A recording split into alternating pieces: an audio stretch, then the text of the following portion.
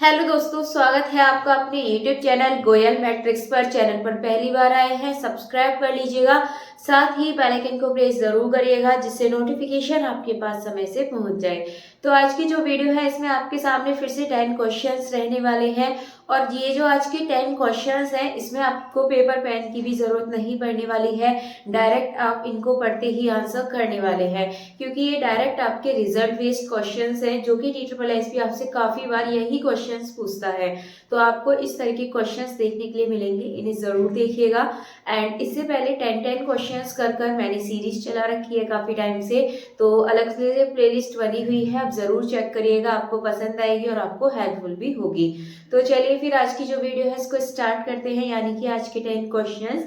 And एक question मैं आपको करने के लिए देती हूँ और बाकी क्वेश्चंस मैं कराती हूँ। एंड लास्ट में आपको उस क्वेश्चन का आंसर देना है जो मैं क्वेश्चन आपको करने को दूंगी। साथ ही आपको लास्ट में ये भी बताना है कि टोटल 10 में से आपके कितने क्वेश्चन सही हुए हैं।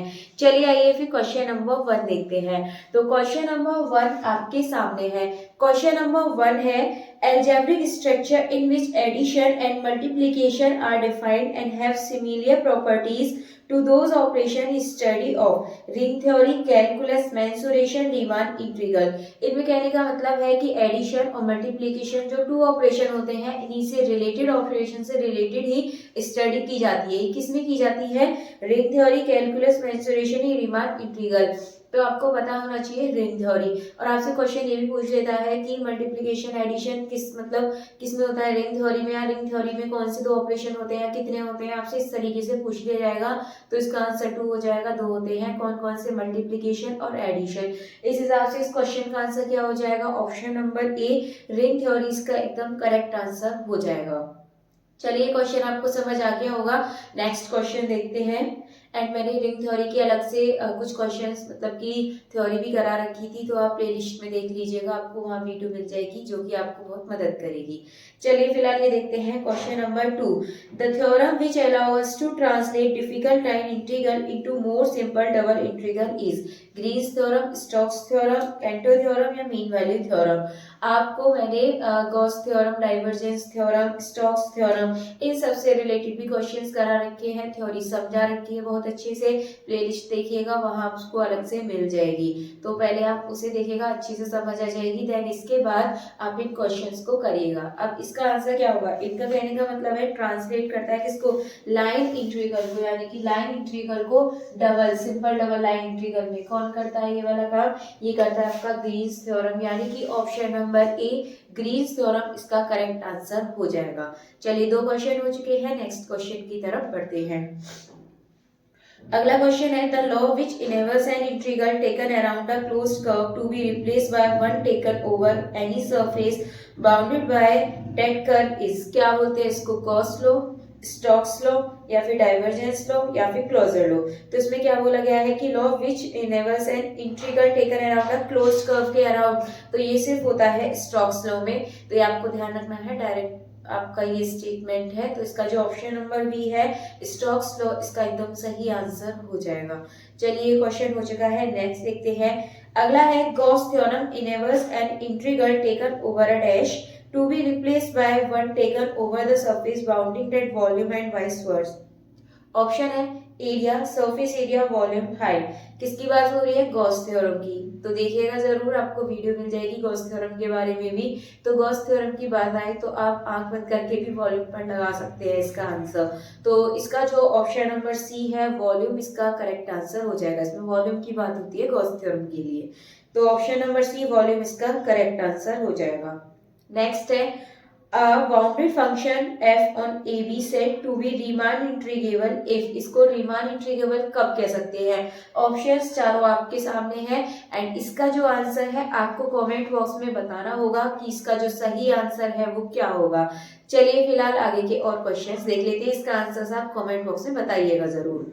नेक्स्ट है, a function that defines a concept of distance between any two member of set which are called point। मतलब कि यहाँ पर बोला गया है सेट के दो मेंबर हैं, कोई भी दो मेंबर हैं सेट के, उनके बीच के डिस्टेंस का जो कॉन्सेप्ट होता है यानी कि इस पॉइंट को क्या बोलते हैं।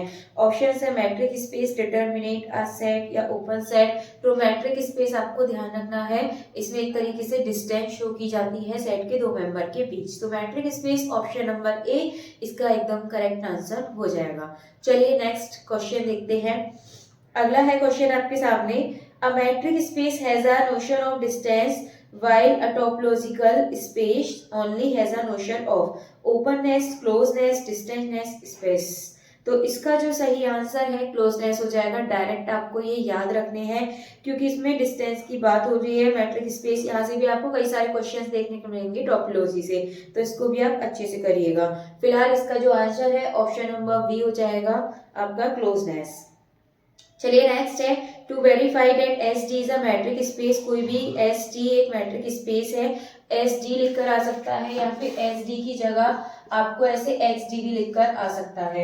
ये कोई एक मैट्रिक स्पेस है। We should first check that if D X Y then, अगर आपको दे रखा है यहाँ पर D X Y is equals to 0, तो ये सबसे पहले X is equals to 0, Y is equals to 0 दोनों होता है मतलब इसमें, तो X is equals to Y, ये यहाँ पर आपका काम करता है। तो इस हिसाब से जो इसका सही आंसर है ये आपका क्या हो जाएगा, option number B X is equals to Y इसका करेक्ट आंसर हो जाएगा।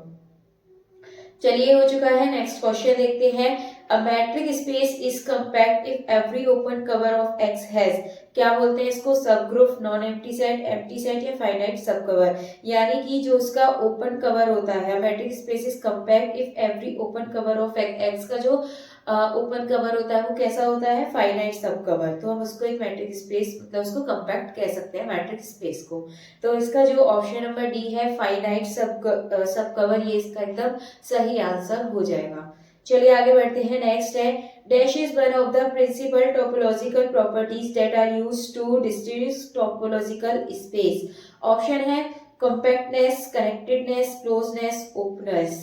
तो आपके सामने चार ऑप्शन है, तो इसमें यदि आप सही आंसर देखेंगे तो आपका कनेक्टेड होता है इसमें, यानी कि अगर ऑप्शन के हिसाब से देखें कनेक्टेडनेस, आपको कनेक्टेडनेस की जगह कनेक्टेड भी मिलता है देखने के लिए, या फिर कनेक्ट भी लिखा हो सकता है। तो तीनों में से आपको कोई भी ऑप्शन दिख जाए उस पर आप टिक कर दीजिएगा, एक ही बात है इसका।